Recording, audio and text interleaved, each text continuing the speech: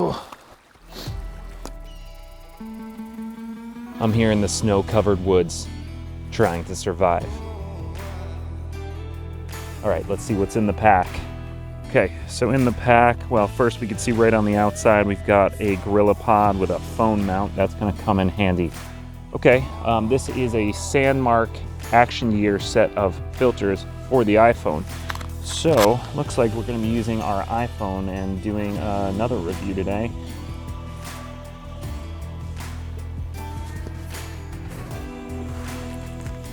Okay, so let's talk now about our Sandmarc filters. Now, you see here, they're a combination of ND and circular polarizer filter built into one. So I can rotate the circular polarizer. It's not having much effect right here because there's nothing super shiny, though it may take some of the bright spots off the snow. If we look, it comes in this Sandmarc Action Year case. It's really nice, solid case. It's not too bulky because obviously if you're the kind of person who wants to be using filters for your phone, you want a nice portable setup and you don't want to be lugging big gear around like kind of, well, that guy. It comes with 3 filters. It's an ND16, an ND32, and an ND64. All right, so if you look at the one side of the phone, I'm shooting in Filmic Pro, and if you notice, the big highlight here is that my shutter speed is at 1/48 of a second, and it's locked in because I have the ND16 filter on here. Now, if you look, it just basically clips onto my phone. Now, it's much bigger than the lens, so you don't have to be too exact with it. But I will say that if you place it certain ways, you may notice a little bit of glare. So just be careful that you're not seeing glare, and it shouldn't be too complicated. So one of the big reasons for using this is because when you're shooting video, you typically want to keep your shutter speed at double your frame rate. So if I'm shooting 24 frames a second, I want to keep it at 1/48 of a second shutter speed. Now, some people will argue that, but for the most part, what it's doing is keeping your motion to have an appropriate looking motion blur so that it's not this steppy, choppy motion for fast moving objects through the frame, and it's this smooth motion of the frames that blend into each other. Now, if you take a look over here at my big camera rig, you'll see the same thing. I have the Tamron 28-75 lens, and on the front of it is a variable ND filter, so I could dial that in, keep the nice shallow depth of field like I have here, but still have that shutter speed the way I want it. So let's talk about some other reasons that we might be doing a slow shutter speed. Typically, if you're trying to freeze action, you want a fast shutter speed. So why would you want a slow shutter speed? Simple, because you want to blur action. So we have a river around here. We're gonna try to do some blurry sort of moving water shots and see how that works on our phone. I can't tell if I'm in frame, but I'm basically standing in a river here to try to find a good angle to be able to shoot some slow moving water. And I've changed my mind. There's something over there that looks better. Let's get back across this waterway. Okay, so I'm testing out the Sandmarc now. I'm using Lightroom Mobile on my phone. I have the Sandmarc ND64 and polarizer on the lens. Now, obviously, even if I'm on this GorillaPod, I'm not going to be able to hold it steady enough at the current shutter speed, which is about 0.5 seconds or so. So I also set up a delayed shutter of 10 seconds. So I'll hit it, walk away, and hopefully I'll be able to get a stable image right on my phone. There's a bunch of deer right here. All right, so it's showing a shutter speed of 1/12 of a second, or a half a second. Let's lock that in. And I'm going to hit the 10-second timer right now and basically stop touching it. Again, this is a half-second exposure. In Lightroom Mobile, I am shooting in RAW on my phone, which is pretty awesome. So it looks like it's stable, but it also looks like the snow is really blown out. So I think I need to do some exposure compensation, maybe -1 stop. So as I do this, I kind of come to realize that, you know what, it is kind of cool. Now, of course, I have bigger cameras, and if I was going out for this kind of photography, I normally would do that. But if I need to pack really light, let's say the kids were gonna be with me, but I wanted the option, this is actually really nice. Let's take a look. Definitely better on the snow. Well, so one thing I am noticing is that with the 10-second timer, Lightroom seems to be giving a flash like I'd be doing some sort of photo booth sort of setup, but it's reflecting into the Sandmarc. So why am I using the GorillaPod instead of the real tripod? Well, one, because the real tripod is shooting video over there. But two, because, well, if I'm the kind of person who doesn't want to bring a camera out, sure, it's possible I don't have one, but it's also probably pretty likely to want to be traveling as light as possible, and this is a more realistic option than that, honestly. Now, another thing we haven't talked at all about is the circular polarizer aspect of this filter. Not only is it an ND filter, but it's also the circular polarizer, which means I can cut down on my reflections. So I just took one with the reflections dialed down. Let's do one to see what it would look like if I didn't have a circular polarizer. Of course, I wouldn't be able to take this photo at all because it would be not a long exposure like this. Okay, again, I am going to dial down reflections. Now let's do it again. Without the reflections toned down, again, -1 exposure compensation, focus locked in.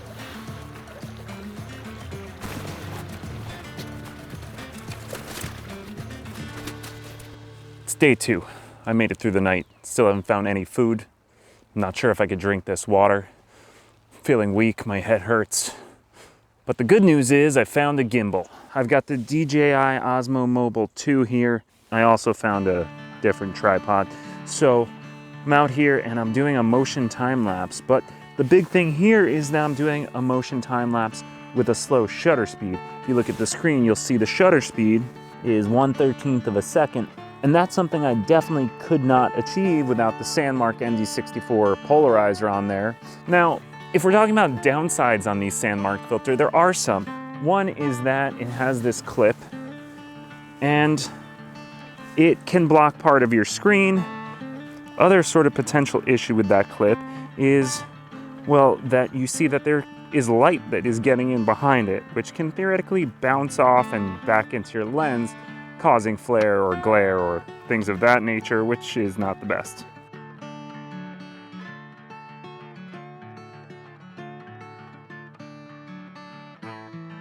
Now, yes, I could position it lower, and that's probably what I should be doing, but one, I'm in the middle of a recording, and two, then it'll block my record button, in this case, on the screen of the phone.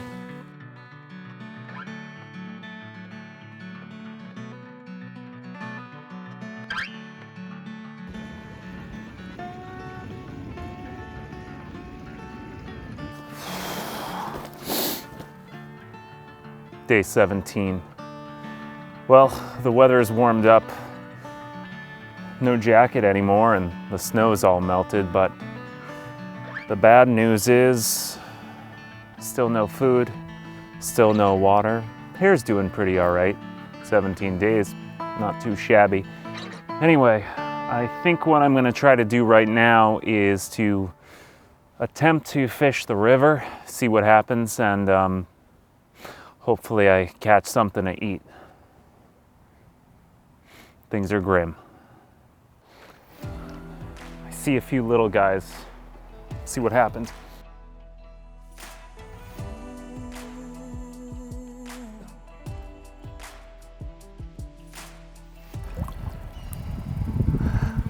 I caught something. It's not a fish, clearly, but I caught something. It says it's a Sandmarc Action Year Pro Case for iPhone XR. Well, that's pretty lucky. Let's see if this works. Okay, so I was able to get the phone case on, and it's a really solid case. It fits the buttons on my iPhone XR perfectly. It has a perfect notch for activating the silent mode. The button on top is perfect, and the lucky thing was that I was able to catch a Sandmarc step-up filter as well. I didn't get a shot of me fishing for it, but still no fish, but lucky in the tech department.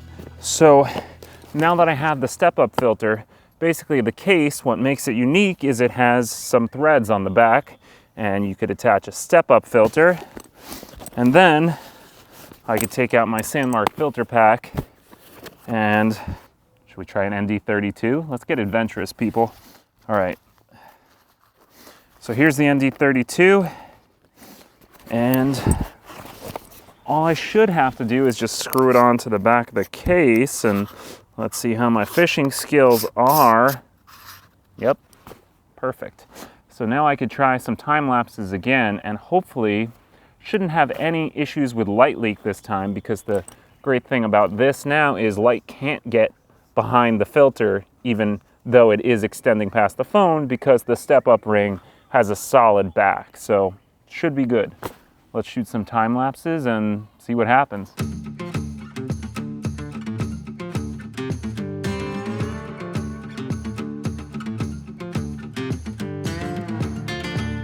Okay, so as my final motion lapse is shooting and I reflect on these 17 days of survival, I also have to ask myself, how did my phone battery last that long? Okay, but more importantly, what did I think of the Sandmarc Hybrid ND polarizer filters? And at first I was a little skeptical for a few reasons. Let me explain. I'm a guy who owns big cameras. So why do you own a big camera if you're not going to take it with you? But the thing is, sometimes I just don't want to take it with me.